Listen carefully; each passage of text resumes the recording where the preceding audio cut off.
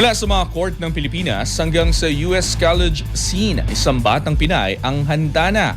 Si Tenil Madis na sumubok sa mas malaking entablado.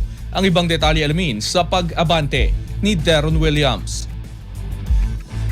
Opisyal lang aabante sa US collegiate level si Tenil Madis matapos siyang lumagta upang maglaro para sa University of Hawaii Women's Tennis Team at mapasama sa Rainbow Wahine Program. Kinumpirma ng University of Hawaii ang pagdating ng Mlang, North Cotabato native sa kanilang varsity squad. Isang malaking hakbang sa patuloy na pag-angat ng kanyang karera sa tennis. Dumating si Madis sa Hawaii bitbit ang isang malakas na international resume. Matapos magwagi ng 2 bronze medals sa Southeast Asian Games noong Desyembre sa Thailand, isa sa women's doubles at isa sa team event. Sa lokal na eksena, pinatunayan din niya ang kanyang dominasyon matapos masungkit ang women's singles title sa Gentry Open at sa Philippine-Colombian Association Championship. Kahit nag-homeschool upang matapos ang high school, nanatiling aktibo si Madis sa mataas na antas ng kompetisyon, kabilang ang kanyang paglahok sa kakatapos lamang na Philippine Women's Open. Kasalukuyang ikalawa sa national rankings sa likod ni Alexandra Iyala, si Madis ay nagsasanay sa Philippine Tennis Academy sa ilalim ni Coach Bobby Angelo, isang sistemang humulma sa kanyang disiplina at competitive mindset. Sa pagpasok niya sa University of Hawaii, isa na namang Pinay netter ang magdadala ng bandila ng Pilipinas sa international at collegiate stage,